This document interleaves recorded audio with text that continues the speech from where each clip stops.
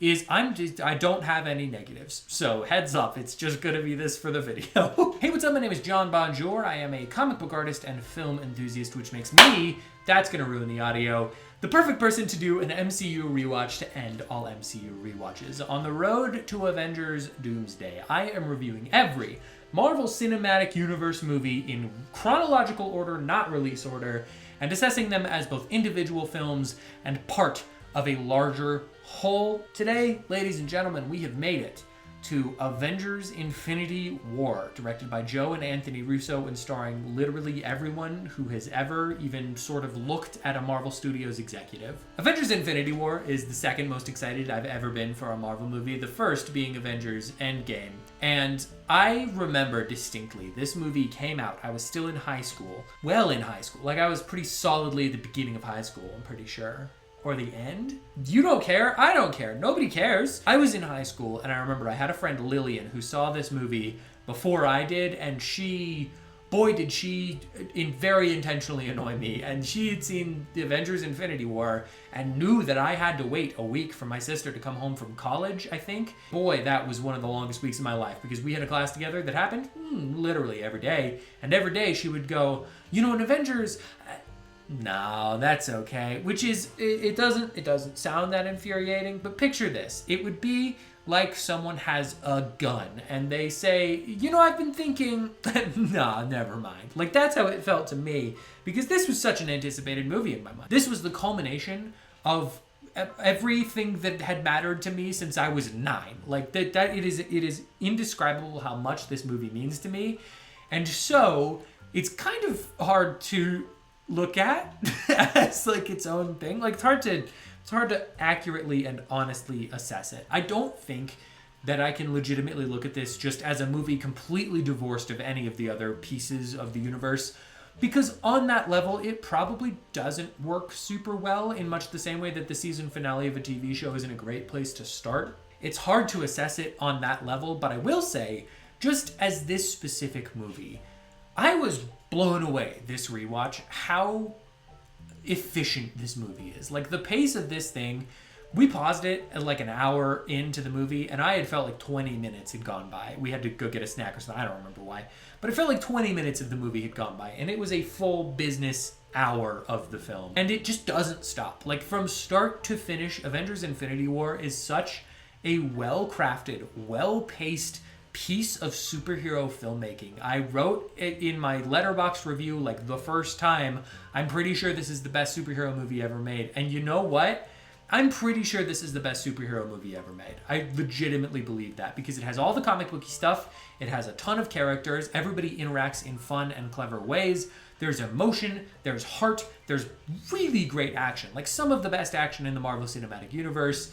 There's brilliant effects. It all looks and sounds so good. The score, the freaking score of this movie is, I don't have any negatives. So heads up, it's just gonna be this for the video. The score of this movie is brilliant. I mean, just spectacularly good. It is so dramatic and orchestral and exciting, and it carries the weight that the movie carries, which is super hard to do.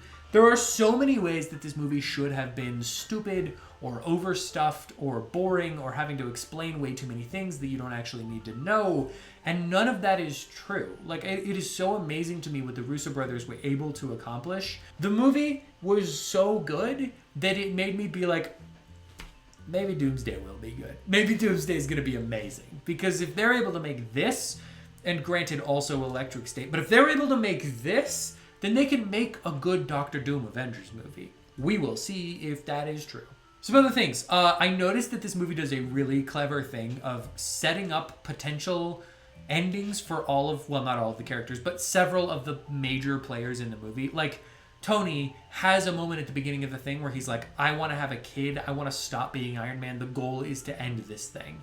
There's Wanda and Vision, and they have a moment of like, we could just live together. We could just, like, the movie gives them a taste of what could happen, and then it tears it all away with Thanos. And I think that is such a successful piece of storytelling. Like, I'm filing that away in my brain, not to use all the time, but it is a very effective thing. And it happens to Tony, it happens to Thor, it happens to Wanda and Vision. Bucky, it happens to Bucky. He could be calm and not have to fight anybody anymore, but no, the fight comes to him and he has to be a part of it. I think this movie balances so many things so well. There are so many characters in this movie, and it's crazy that I don't feel that weight of those characters. I don't feel like we have to check in on each of the people. Like, I feel the pressure of screen time more in the Fast and Furious movies than I do in Avengers Infinity War. The movie is just so good. It's edited very well. It's a fast-paced movie. Again, all the visuals are good. All the character moments are good. One of my favorite moments in the Marvel Cinematic Universe is when Star-Lord goes, "What master do I serve? What do you want me to say, Jesus?" I think that's an incredible line. I also think, and this is worth pointing out, the Star-Lord thing is stupid. People get upset about Star-Lord punching Thanos when they almost have the gauntlet off. And it's like, yeah, dude, that's what we know of this character. That's all we've ever seen of this character. He did that to Ego. He did that to Ronan the Accuser. Like, we've never seen this guy come up against an enemy and not make a brash, stupid decision. That has never once happened. Why would you expect it now? And also, it's a really good character moment because we're set up with the love, again, that he and Gamora have, and it's fully ripped away from him. And at the moment he realizes that, he acts stupidly, yes, but that's the character. That's the whole point. He is a brash, loud, very impulsive decision maker, and that is the thing that serves him well in a lot of his stories and serves him not well in a lot of his stories. It's just character. People are getting upset about it. This is not happening anymore. This happened when it first came out. People got upset about it, and it's a stupid thing to be upset about. By the way, the death of Gamora. Just so heartbreaking. Such an effective sequence in that movie. This whole movie is just a 10 out of 10. It is my favorite Marvel Cinematic Universe movie that we've watched in this rewatch. It is my favorite thing right now. Like, it's amazing that I can watch this movie for probably the 7th or 8th time in my life, and I can still leave it feeling just jazzed. And not like because it was fun. That's another thing that this movie does very well. It starts way happier than it ends. Like, it starts in a really fun, engaging place, and it just slowly lowers you until that final moment where Thanos wins and you realize, oh, this has been building toward this the entire time. Speaking of that, the people dusting away, I forget how long the movie lingers in that. Like, there's a moment where you see some of the characters, half the characters get dusted away in one of the teams, and you are sad, and it's like, oh man, this is really bad, Thanos won.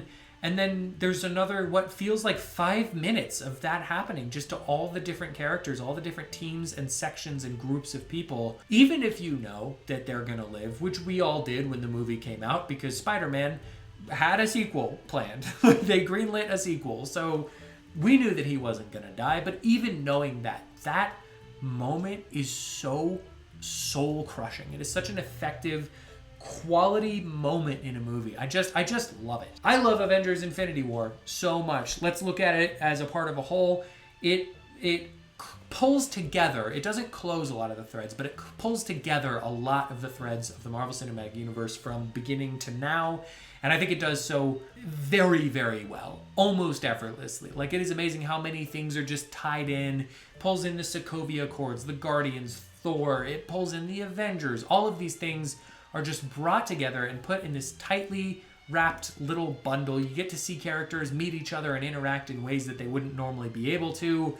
It's just so fun. And obviously it sets up Endgame as just the climax of all climaxes. Gross. But it is kind of weird because it's like, in terms of the universe, this is the universe. Like, it has all been leading to this, and I'm more interested to see how I feel about things post Infinity War and Endgame than I am about talking about all the things that led to this, because I talked about them in all the things that led to this. I love that Red Skull comes back and he's just a little ghost. I think that's very cute. So that's it. I love Avengers Infinity War. I think it is such an impressive movie. It is one of the most amazing superhero movies ever put to screen, and I just simply cannot get enough of it. The action's good, the visuals are good, everything across the board in this movie is just top notch. If you watched Avengers Infinity War for this re-review, what did you think of it? Let me know in the comments below, and if not, who is your least favorite Avenger in the comics, in the West Coast Avengers? Thank you so much for watching this video and checking out my channel. If you'd like to hear more of my thoughts on movies, comics, TV shows, anything of the like, hit the like button, subscribe, and comment down below what you'd like me to review next, or do none of those things because I am not your dad.